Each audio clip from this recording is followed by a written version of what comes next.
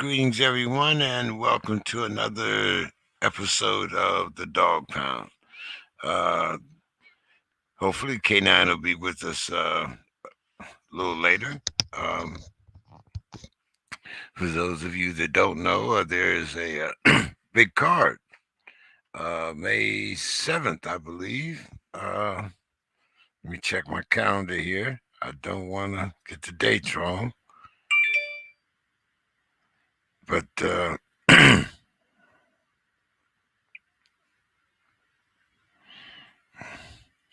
not what I want.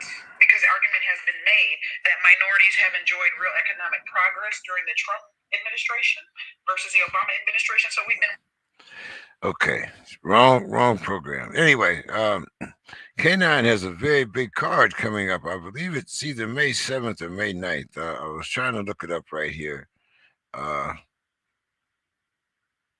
May 7th. And K9 will be there. His son will be there. What's up, Roy? Too? Robert. Okay. Well, all right. There you go. I can handle that. Always glad to see someone that's a regular, uh, so to speak. You come on, it seems, but right about the same time we do. I know you're out there in Puerto Rico. A little time difference, even here in California. But as always, thank you, Robert, for tuning in. But as I was saying, K9 has a big card coming May 7th. Those of you in the Detroit area, make sure you get tickets. Hopefully, we'll hear more about that from the champ himself when he comes on a little later. Waiting for Mr. Scully. Scully has a couple projects going. As you know, Arthur Benavidev will be meeting Joe Smith. So I'm sure he will be up there to train Arthur for his upcoming bout with Joe. Um, and he also has a reunion scheduled. I believe I want to say April 19th in Cleveland. Um, and there should be a big card there. There's also a big fight coming up in Cleveland. Mickey Bay will be fighting Farmer, James Farmer. And the press conference was today. So those of you fight fans in Cleveland, make sure you get out there, get your tickets, support our great sport. A little later, we're going to talk with Miss Melissa Smith. Of course, Melissa will tell us everything about the world of women's boxing. Some of the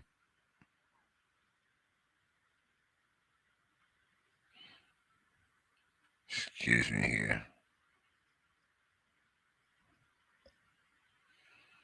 Okay, that was Scully. Just making sure. Um, but as I was saying, Scully has an event, a boxing reunion scheduled for in Cleveland, April 19th.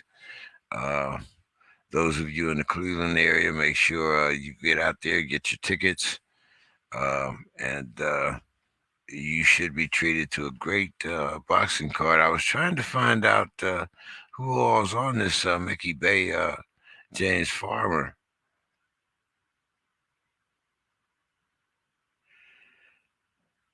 How did you see that Berlanga did in his last fight? Um,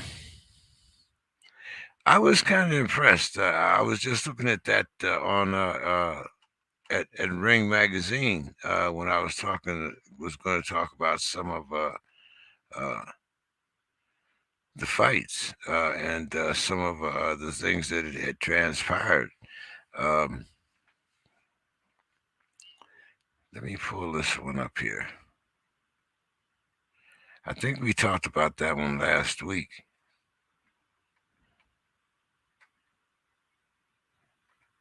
Let me just stick his name up here. And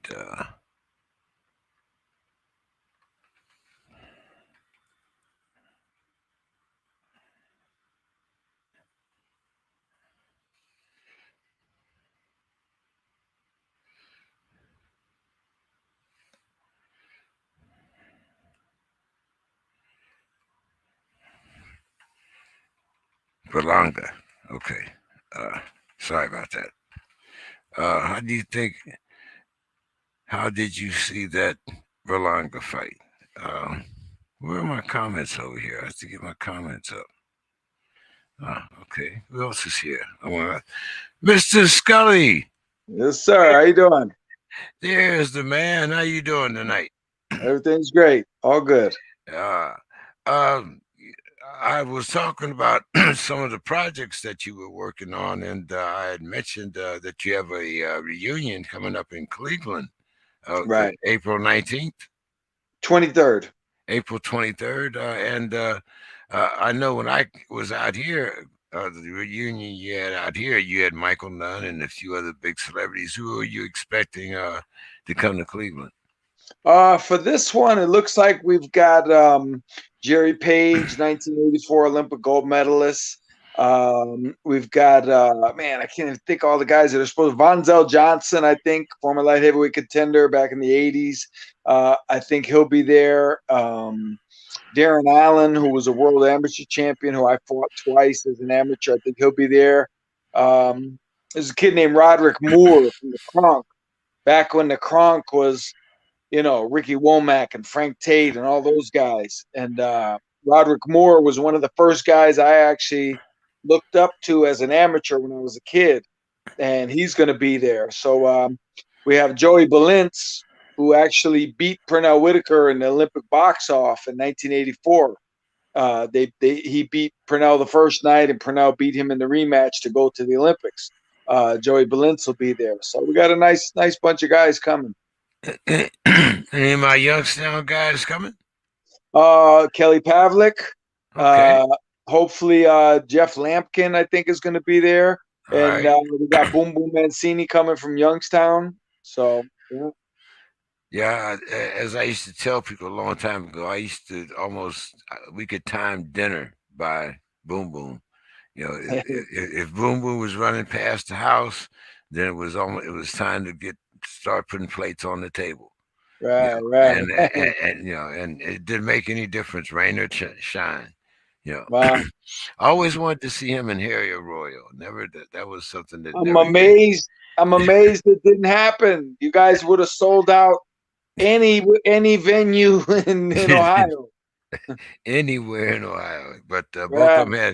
both of them had a very amazing career, and Yeah. Struthers Field House no longer there, but a lot of greats fought there before they became household names. You mentioned Jeff Lampkin. Uh, Yeah. Remember, I don't know if a lot of people remember his fight with the original IBF. Is, Yeah. wasn't that Lampkin that they stripped him once? Was Back that in, man, probably back around like 84, yeah, 85, yeah, 86. right. Yeah. It was right at the beginning of the IBF when they Right. start recognizing the IBF. Right. But and then we had some good the Richardson brothers. What was Uh, it Greg yeah, Richardson? Greg. I think Greg turned pro, but his brother never did. I don't believe, Okay. but they fought out of the Pearl Street Mission in Oh, Youngstown. Yeah, right. so yeah, Well, I'm hoping they make it to my reunion on the 23rd. We're having all the Cleveland guys, Mickey Bay and Juan McPherson and Cortez Bay and all those guys. All the Olympians who ever came out of Cleveland are going to be there. you, Sean you know Porter will be there. that's a bad word down my neck of the woods. Cleveland. Yeah.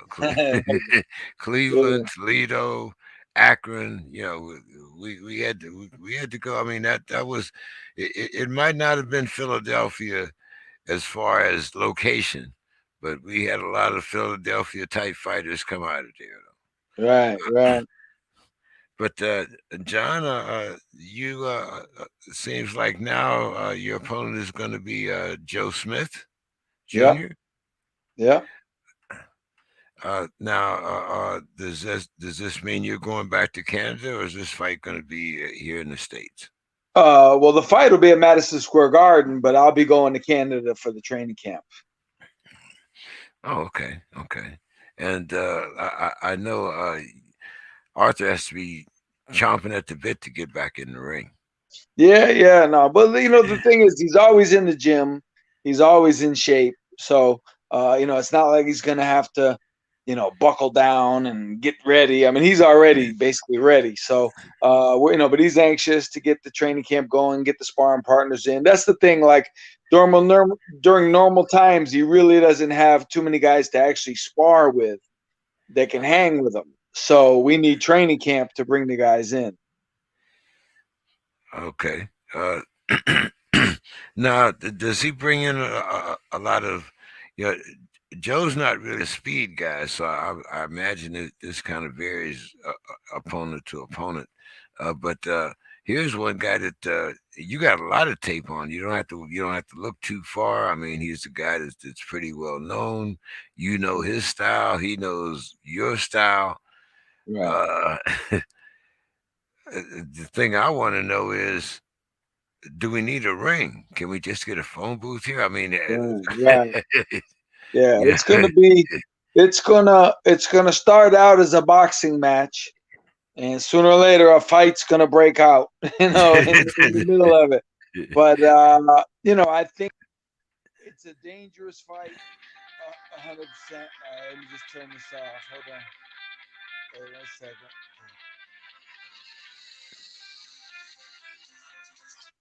Sorry about that. I got a phone call. It's a dangerous fight. Uh,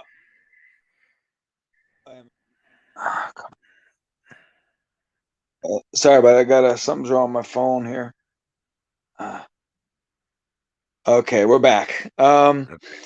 It's definitely a tough fight. Could be a tough fight. Um, but I do think Arthur's shown it in his last 3 or 4 fights where his boxing skills, I think, were very underrated. But I think now, especially the last fight, people saw that he's much more of a technician than they would think. And I don't think Joe Smith is. So besides having all that power, Arthur has technician, skills, and he has short punches, short combination punches. I think I'm not a guy to predict, but I'd be surprised if Joe Smith went the distance. Oh, okay, all right. Uh, not uh, not a prediction, but Right. you know, But I'm just, I just just feel like just if an I had to bet, observation, right? Yeah. yeah, if I had to bet, I would think Arthur gets him. He stops him. I would think. You know. Now, I want to talk a little bit about this Canelo Bivol fight. What's your thoughts here? Now, personally, and anybody that's watched this program already knows, I thought, or I always said that Canelo would not fight Arthur. Right. I've always said this. I think you've heard me say this many times. But what do you Yes. think about him choosing Bivol? Well, I would think it's kind of like they know what the Super Bowl is, and you don't want to go to the Super Bowl before you go to the playoffs.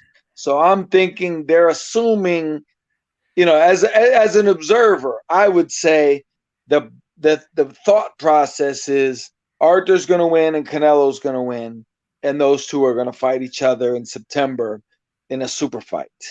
That's what I would. That's what I would perceive if I was just a fan. That would be my impression. Okay.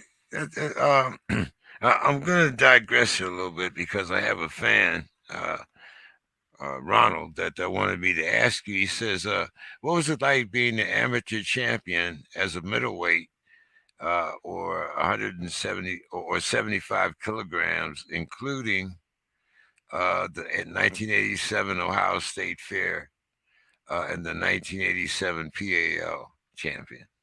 That was the best time of my life.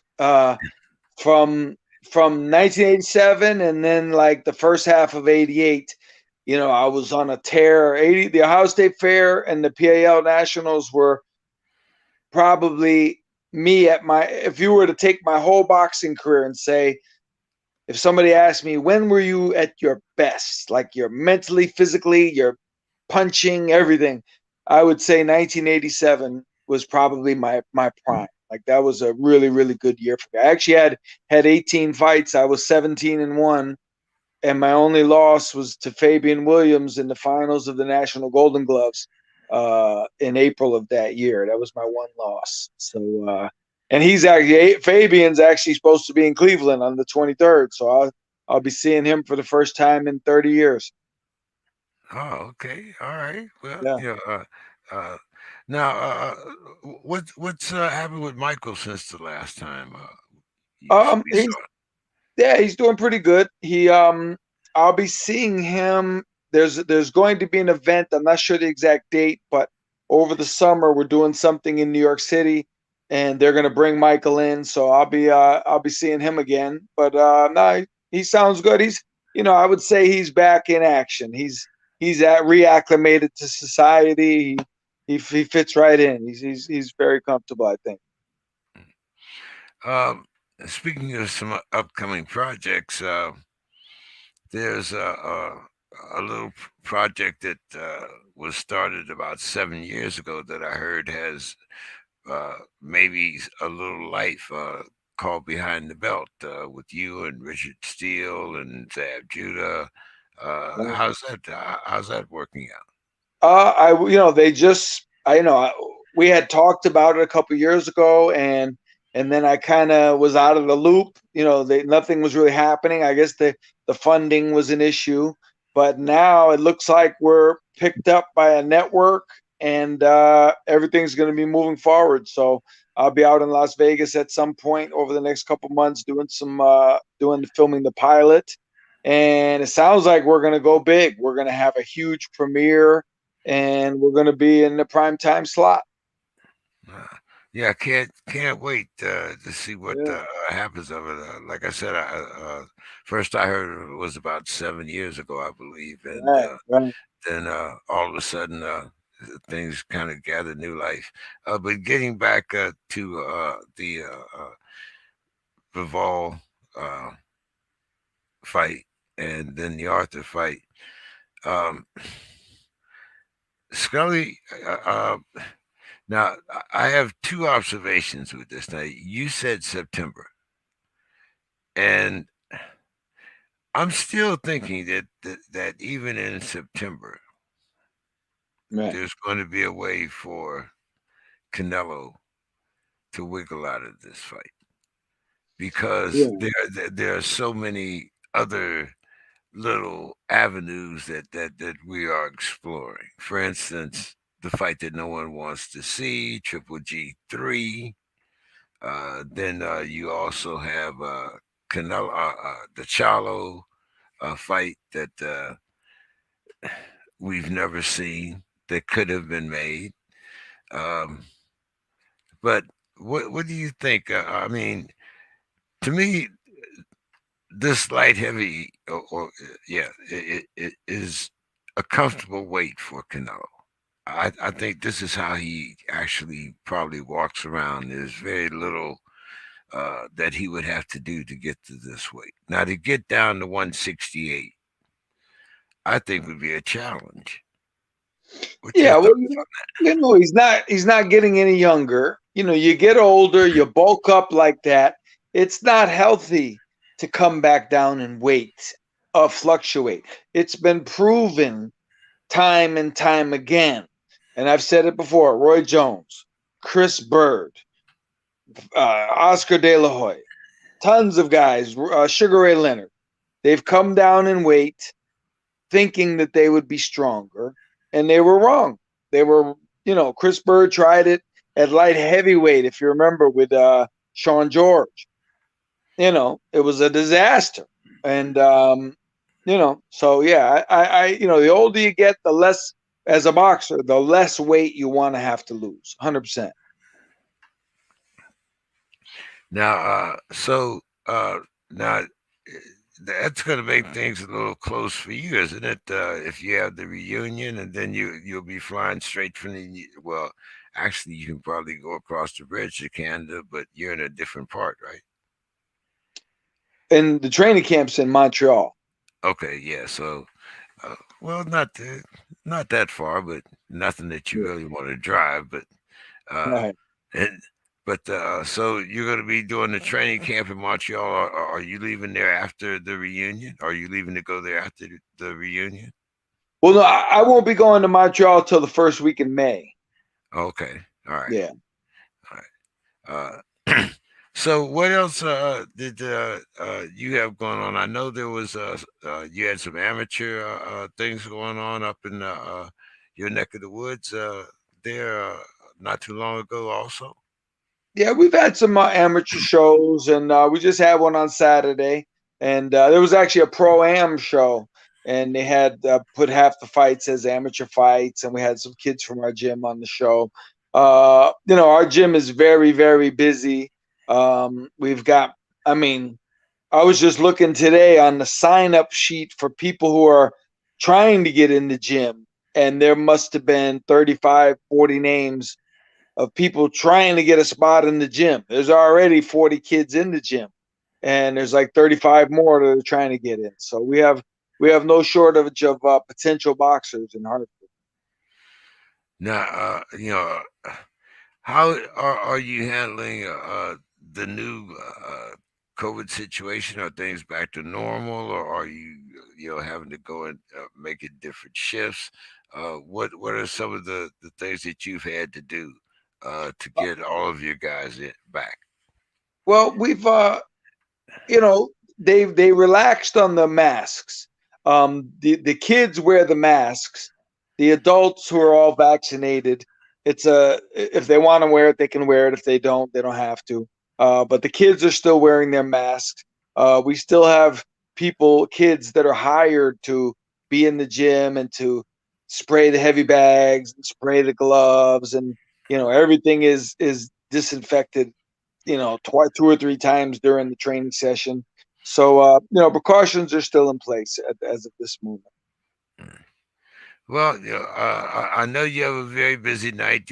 We've already made you miss one phone call, so uh, why don't you kind of give us a wrap up of maybe some of the fights that you're interested in coming out, and as always, we appreciate your time, and we look forward to talking to you, man. Yes, sir. Well, my focus is always now Arthur Betabayev. I'm really anxious to get to training camp. The fight with Joe Smith is going to be, to me, and I've said this for years, a can't miss type of fight. It's going to be explosive. It's two guys who do not know the meaning of take it easy, back up, don't go so hard. Like, these guys are going to be there to create fireworks. So I think it's potentially the fight of the year.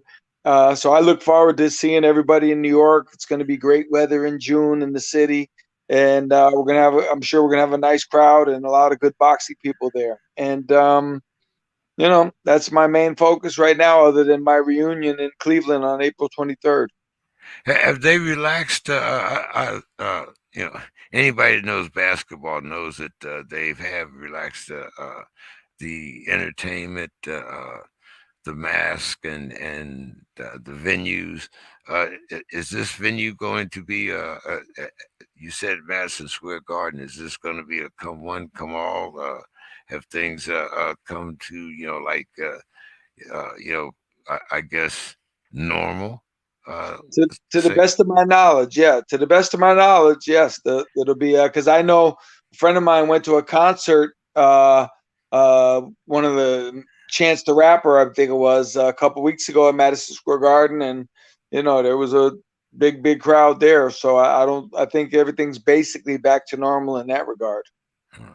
Well, hey, uh, I'm sure we'll be talking to you at least a couple times before then, John. You have a So, great night, and thanks as always for your time, all man. right. Thank you for having me. I appreciate it. Yeah. All right, brother.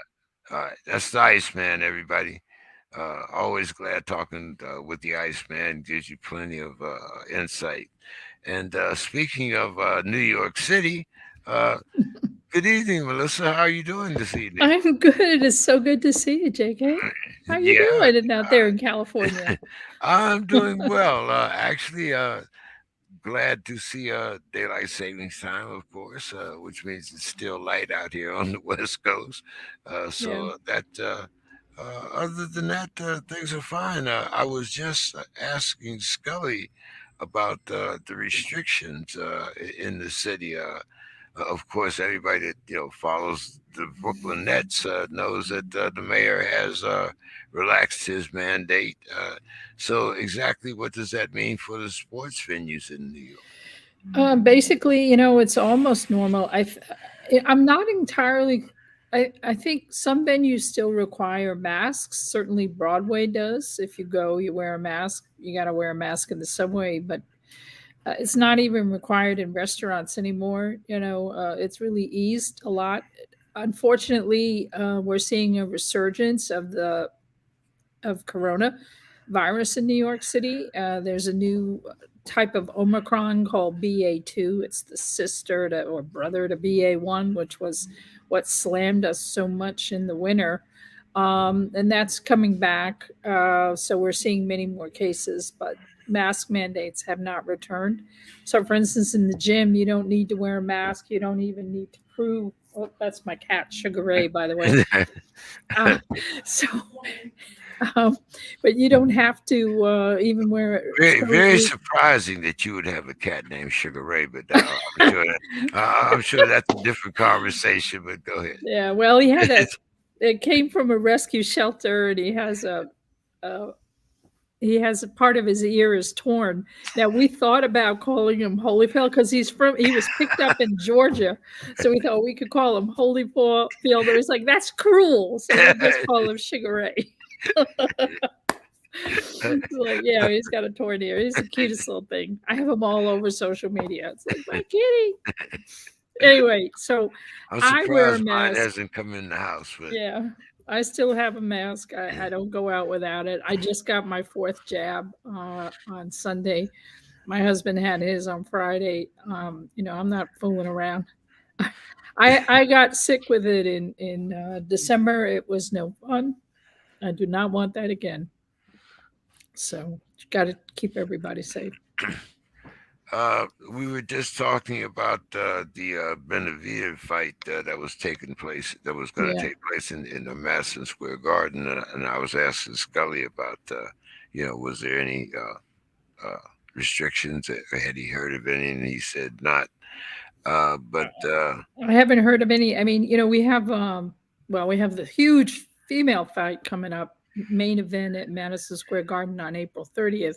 Katie Taylor is fighting Amanda Serrano for all the undisputed belts in the lightweight division, including the Ring Magazine belt, and which will be really incredibly exciting. I know there's been a lot of hoopla surrounding that. Even Madison Square Garden is getting into it. They're going to do a documentary piece on the history of Square Garden with respect to women's boxing. So they're really okay. taking this very seriously. But in terms of mask restrictions or anything else, I really don't know. It might be you need a mask to get in. It might be they may require proof of vaccination, although I doubt it at this point. Yeah.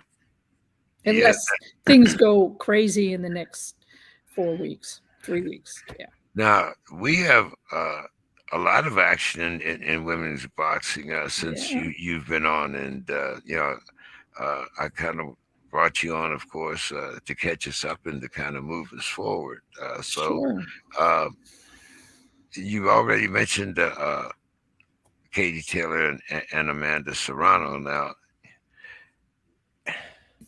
once again, I think this is a case of where money talks, Mhm. because we've been waiting for this bout. You've talked about it for at least a couple 2 of years. years. Yeah, absolutely.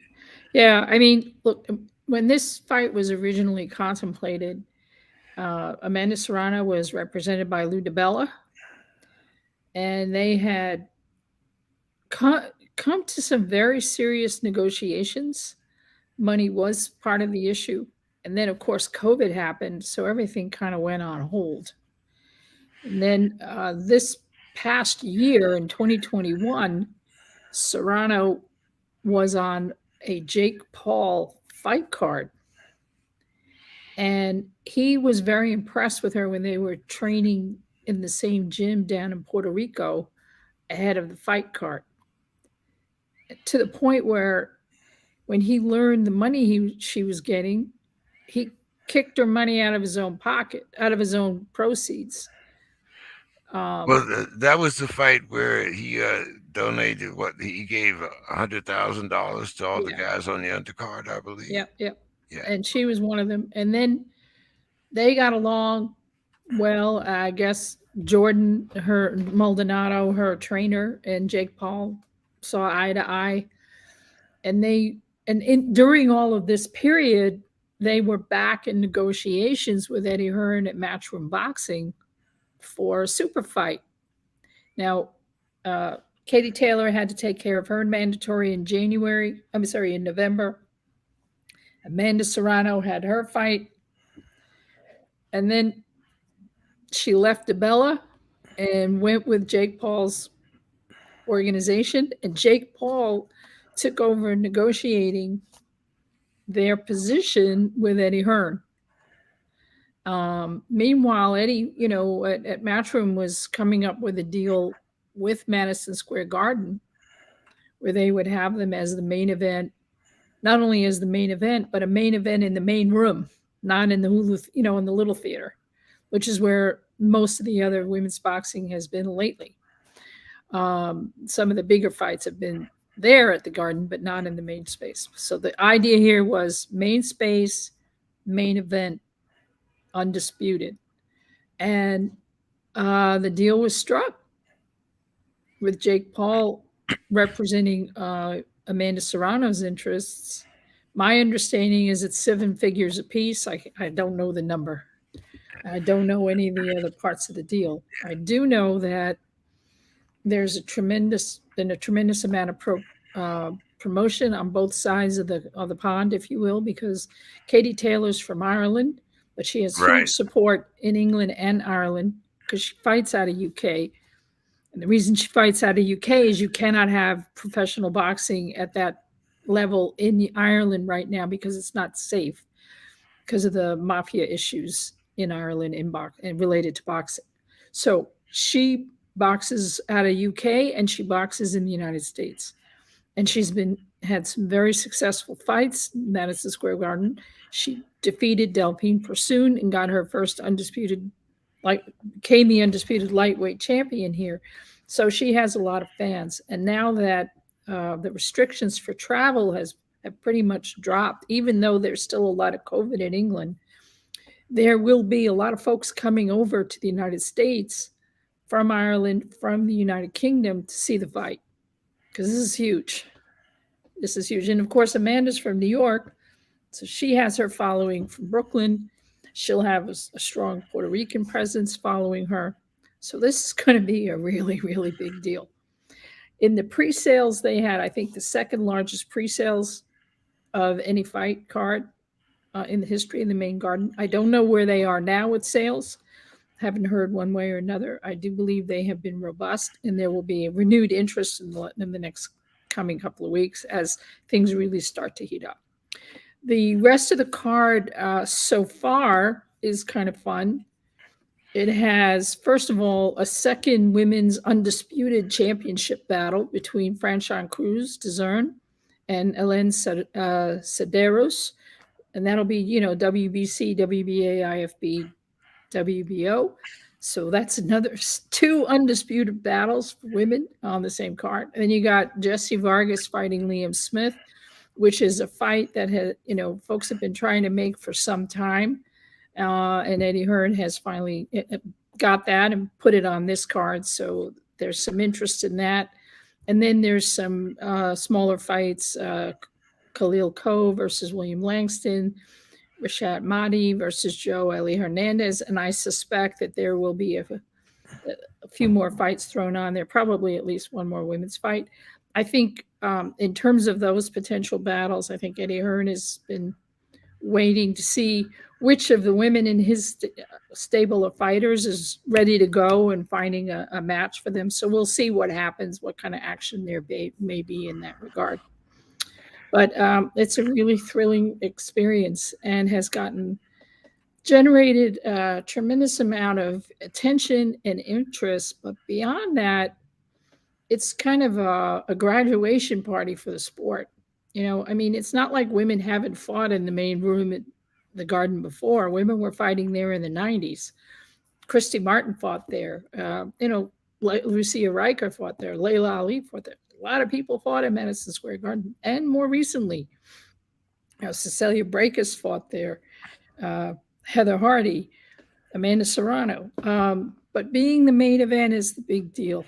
And I have to say, I went to the press conference when it was introduced, like about a month ago or so. You could really see the commitment that was being made by the Garden to this fight and to the idea of women in the main event position. And as I said, they're going on their own route for their own publicity for this, separate from the fight publicity from the promoters. They're doing their own publicity because they think it's a big deal. And they are aware of the historical significance of this particular fight. So it's very exciting indeed. Yeah, we're trying to get Franchon on. That'd be great. She's wonderful. She really is. She is. She is such a fantastic fighter and a great human being. Really, truly great human being who has beyond paid her dues. So I'm really excited for her to have this opportunity and this showcase for her skills and for her commitment to women in boxing, which has been excellent. Yeah, we had first ran across her before she was trained under Barry Hunter. I believe she was still up here in Michigan at the time. Yeah. But there's a fight out here in California this weekend. Oh, you got Marlon. You got a huge fight with Marlon Esparza. This is big. You got Marlon Esparza versus Nakio Fujioka. These are flyweights. Esparza has the WBC. Fujioka has the WBA title. They will also have the inaugural Ring Magazine belt on the line for this because it's the first time you got a number 1 and a number 2 fighting each other in the era of the Ring Magazine ratings and Ring Magazine belts being conferred on women's boxing. So it is exciting. And I got to tell you, Ring Magazine is out there this week. Dougie Fisher is out there. He's going to be out there all week doing promotions with fighters to really show the Ring's commitment to women in the sport and talking up the ratings that they're doing, the articles that they're putting out there, the videos that they're putting out there, and everything else. So they are thoroughly committed to this. And it's going to be a great fight because Esparza's last bout, she was awesome. And what it's setting up is potentially fighting Sinisa Estrada again, which was also amazing at flyweight. So very exciting bout. And ESPN and ESPN Plus, Michaela Meyer. Yes, Michaela Meyer. And Jennifer Hahn. Yes. And now Jennifer Hahn's last fight was against Katie Taylor. She'd gone up and wait for that. She's coming back down. And Jennifer Hahn is a good boxer. She was coming off a kid. So she has a baby, but her second, isn't it? Her second child. Yeah, exactly. And she comes from boxing royalty. She comes from a boxing family. It's in her blood, generations of boxing. And Michaela Meyer, we know, is a great fighter. And she is going to be kicking some booty. This is junior lightweight, and Meyer has her IBF and WBO title on the line. And she's just waiting to see what happens with Alicia Baumgartner because they want to do unification. And Alicia Baumgartner is a junior flyweight. exceptional fighter. She's waiting for her next bout. So this is going to be a really strong fight, a terrific showcase for Michaela Meyer, heading up the card. First time Top Rank is going to do that. So there's some real movement here in terms of even Top Rank is getting that Michaela Meyer is a huge asset to them as a female fighter. And they're bringing on Ginny, who recently turned pro from being, an amateur fighter, an Olympian. She's coming on. She'll be boxing as well. So it's exciting. It's a really exciting time. I got to tell you, the people that are not doing it is Showtime. They announced 9 fight cards. 9 fight cards over 5 months. There's not one friggin' women's bout on any card. 9 cards, 5 months, 0 women. Nothing. Yeah, I was looking. Absolutely nothing. And I was on the call when that was introduced, and I asked Steven Espinoza, I said, why are there no women on the card? Well, hamina. Showtime has a long history of supporting women, blah, blah, blah, blah, blah. We're looking to add women, blah, blah, blah, blah, blah.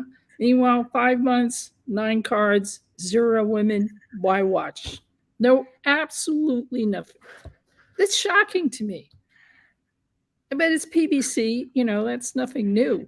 But really? You're letting, they had a Claressa Shields, right? And she left and had to go to England to get a friggin' payday. That's outrageous. Speaking of Claressa Shields, there's a young lady that just KO'd her opponent that is calling Claressa out. Isn't this the same one that is her only loss? Yeah, Savannah Marshall. Back when Claressa was 17 years old and looking in the Olympic trials, she lost 1 fight as an amateur, okay? Not as a pro, as an amateur. Her 1 loss was to Savannah Marshall at the Olympic trials.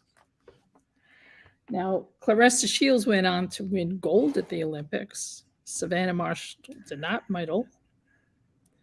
And then Savannah Marshall turned pro. And the thing with Savannah is she has heavy hands. She has KO power. And yes.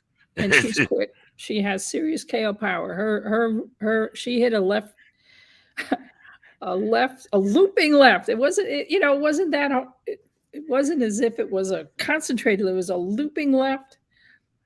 And her opponent went flat down, and that was all she wrote. Now, Claressa fought in, in February, and she went the full distance, boxed just beautifully. She's a boxer. She is not a KO artist. And of course, what Savannah Marshall does is like, you are nothing. You can't fight. You're just powder puff. So, meanwhile, Claressa and Savannah Marshall, whoops, here we go. See, here's my little kitty. There's your ear, baby. See, what's up, Sugar Ray? What's going on, man? There's Sugar Ray in his little ear. Anyway, so Claressa Shields signed with Boxer. She's with Salida Promotions. They made a deal with Boxer, which is the promotional arm of Sky Sports Boxing. Now, Savannah Marshall is also signed with Boxer. So the deal was 7 figures for 2 fights. They would each fight with a championship caliber middleweight boxer and then fight each other in a super fight for an undisputed. And that's where we are. So now Claressa Shields won, Savannah Marshall won, and they're going to look to have some kind of fight, undisputed bout sometime this summer. in the United Kingdom. The question is where. The question is how much promotion. Everybody's saying, "Hey, you got to have the fight in London." It's got if you're going to do this as a super fight, it's got to be in London. It can't be in some Newcastle in Savannah's home ground. It can be in UK because it's Sky Sports, which is the United Kingdom, and Boxer Promotions is the United Kingdom, but it's got to be in London. So we'll see what happens and how this all transpires. But the point of this is that Claressa Shields has had to go across the pond to get paid for who she is. Showtime let her down. Well, they don't like that I'm saying that, then let them tell me what the deal was. Why they aren't giving her the 7 figures she deserves. I don't have the answer. So anyway, that's where we are with that, and that'll be a serious super fight because Savannah can throw. Yeah, that was. I will admit that was the first time that I had seen an actual knockout in competition. Oh, well, there have been many before, but yeah, probably the heaviest hands were the French fighter Anne Sophie Mathis. I don't know if you ever saw her KO of Holly Holm. Oh, that was explosive. Well, I mean, my best KO of all times, of course, is Ann Wolf. Yeah, Wolf on Bondurant. Yeah. I mean, but I haven't seen something like that. I mean, even lately, but this Savannah, heavy hands. I think that's Ann Wolf's picture in the Dictionary of Women's Boxing. Yeah, absolutely right. Absolutely right. And Claressa, she's a boxer. She's beautiful. She's a beautiful fighter, but she's not known for heavy hands. She's a boxer. She doesn't bring that process. I think that's why it would have been a good matchup. In their both in their heyday, with Layla Ali and Claressa. Mm-hmm. Yeah, that would have been interesting. Yeah, I mean, Layla used to win by KO, but not that way. Not a good night. Listen, Alicia, I don't know if you saw Alicia Baumgartner fighting Terry Harper, and if you haven't, I recommend it. She hit her so hard, Terry Harper couldn't even fall. She just stood there, out on her feet, like just couldn't even crumple. That's how hard she hit her. So yeah, there's some hard hitters out there, and that's at a lower weight too. That they were fighting at junior flyweight, not junior lightweight, super flyweight, junior lightweight. I get these things confused. But Terry Harper, she's back. She had a good fight. She was supposed to fight Heather Hardy. Heather Hardy broke her hand. So Terry Harper fought an Argentinian fighter, did really well. She had a good bounce back. So we'll see what happens after the Katie Taylor Serrano fight. We'll see. That it's going to be a very interesting battle between Serrano and Taylor. I cannot tell you how much I'm looking forward to seeing them that bout. Now, there's a young lady that I ran across, of course, while I was looking at ESPN, Ibani Bridges. Oh, yeah. Tell us a little bit about her. I don't think America has really been exposed. Yeah, well, she's Australian. She's been fighting out of the United Kingdom. She's signed with Matchroom Boxing, so her fights are telecast on DAZN. When the DAZN fights are carried from England, you can watch them in the afternoon in DAZN and live in real time, or you can watch their library of fights if you're a subscriber. And she just won the flyweight belt. Bantamweight, I believe. Bantamweight. Sorry, you're right. I get these weights confused. Bantamweight bout. That she was terrific. She's managed by Brian Cohn, if you know him. He actually manages a lot of female boxers, including his now wife, Callie Reese. And Ibani Bridges is an interesting fighter. She's not the most skilled boxer, if you will. She's really a fighter more than anything else. But she had a loss. I mean, she's only 8-1 at this point, but she fought Maria Cecilia Roman, who's a skilled technical fighter. And she's older. She's a former champion. But she did a really, really good job. She outworked her through 10 rounds on a unanimous decision, and just fought hard. She really brought not only enhanced skills into the bout, but just desire. She's kind of a little bit like a young Arturo Gatti, just scrappy. She doesn't want to go down. She just keeps coming and coming and coming, and fought with a lot of energy. So that was kind of an exciting bout. So she's now got that title, and we'll see how that unfolds with other bantamweights in the division, and where that'll go. And certainly the way Eddie Hearn manages these fighters, he really tries on his younger fighters. He really matches them up. He matches them up rather down. Often when young fighters are starting out, they go through, 10, 12 opponents really quickly who are all past their prime, and maybe they have one real fight out of 10.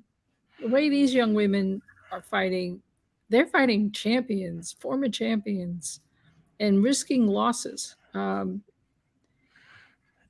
just to learn their game, because they love the game. They truly love the game. And another young lady that I want to ask you about before I let you go. She's another lady, young lady that fights out here in Southern California, and we've kind of watched her through her career. I think now she's 22-0. Sinisa Estrada. Oh, be still my heart. I have to say, in the ratings committee this year, I said she was my number one for the year. I wanted her fighter of the year. I knew it was going to happen. We all knew. But, man, I love her. Sinisa Estrada is just fantastic. I cannot wait to see her fight again. She is exciting. She's fun. She never does the same thing twice in the ring. She's aggressive. She'll knock you down.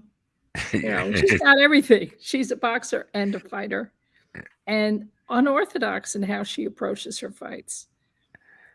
She'll just decide, hey, I'm just going to throw bombs this round, and then the next round she'll throw jabs. She keeps her opponents off guard, and she's really, really good. I think she keeps the trainer a little off guard too. Yeah, she keeps everybody, and she fights on the Golden Glove, Golden Boy Promotions, and they have a deal with DAZN. She also does some of the announcing on DAZN Golden Boy cards. So she really has fun with Sergio Mora, who's always saying, everybody who fights, he says, "Where's the jab? Where's the jab?" So she just busts him up on those when she's announcing alongside him. She goes, "Stop with the jab already! The jab." So not only is she a great boxer and really exciting, and brings a lot of fun and a little bit of heart in your mouth feelings as you watch her box, she's also so educated about the game and a really terrific announcer. And it'll give her a place to go if she ever just, at the whatever point she decides to give up the gloves, she'll have a second career, and a really good one as an announcer, because she's terrific. Plus, she beat Estrada. So it's possible they'll meet again for some kind of undisputed thing. We'll see what happens. Yeah, well, I brought you on this time to talk about women's boxing, so I gotta let you go. I know you're up there in New York City. You got things to do in the morning, so Hey, uh, Joe. I'm gonna let you go. But the next time you come back, we have to talk a little bit about the men. Hey, anytime. I love boxing. Boxing's for me. But I can't talk about Showtime cars because I ain't watching them. Although I do love Errol Spence. I love me some Errol Spence. Yeah, see, so it's gonna come a time when you have to make a choice. But Yeah. any new projects? Well, let's see. I have a chapter coming out in a book. I'm not sure of the date yet. It's actually it's a book. It's a memoir piece about my relationship to boxing personally, how I fell in love with the sport, and what it has meant to me personally to be in the gym. So I'm really looking forward to that. I don't have a date yet, or the title of the book yet, but I will let you know when that comes out. I think it's going to be sometime in the fall. And I have a podcast of my own called War Room with my partners. Well, one is a Californian, Chris Baldwin, known as the LA Fight Goddess. She runs the Lesbian Fight Club out of Los Angeles, and she's great. And Eddie Goldman, who we call the conscience of combat sports, he's an old lefty sports guy from New York. And the three of us just cut it up and have a great time. We're on about once a week or so on YouTube. And what else am I doing? I'm doing women's boxing articles once a month for a British e-zine called Women's Fight News. So that's been kind of fun. And otherwise, I'm on Twitter at Girl Boxing Now. My blog is real active. More about my personal story, my personal journey. It's girlboxing.org. And just having fun, loving boxing. And catch us up on what's happening with the Hall of Fame. Hall of Fame, three different years in June. Should be awesome. Canastota. Canastota. Yep. All right. Live and in person for now. All right. Please. Well, and just the last plug, which is to say, the ring. I have the honor of being on the ring women's rating panel, and we take it really seriously, and we update it every week, 2 weeks. Depends on what the fights are looking like. And well, have I just updated it for you. I mean, I just went through half of your weight classes there for you. Right, exactly. And we have Sinisa on there. We got Savannah. In fact, we're moving Savannah up because of her performance. We've got Sinisa on there, Dina Thorsland, Katie Taylor, Amanda Serrano, Clarissa Shields. It's really good boxers, but also within the divisions. And our panel is international. We have sports folks from Japan, from Argentina, from the United States, so that we're really looking at the larger picture of female fighters, so that we're not missing fighters in Argentina or Mexico or Japan or any of the other countries where women are prevailing and winning belts. So it's kind of exciting. I can't wait till you make the 3-minute announcement. But oh Lord, yeah, well, it'll be a while, babe. WBC is like, nope. All right, well, you have a great night, Melissa. You too. Thanks again so much for having me on. I always love to chat with you, JK. All right, you have a good one, Melissa. Talk to you soon. Okay, bye-bye. Bye. Well, I was hoping that we could get K9 on, like I said, to talk a little bit about his card coming up May 7th. But there, you kind of have it. Let's see who's over here in the chat room. El Toro, the Awakened One. Thank everyone that signed in, made comments. and see Lonnie Beasley, Honey Bee came by, Mr. Sandoval, Mr. Sung. Thank everyone for tuning in. Hopefully next week we can get K9 in to talk about this big boxing card coming up. Want to get Franchon Cruz in, hopefully talk about her big fight coming up. And we appreciate everyone that tuned in tonight. Look forward to talking to you next week.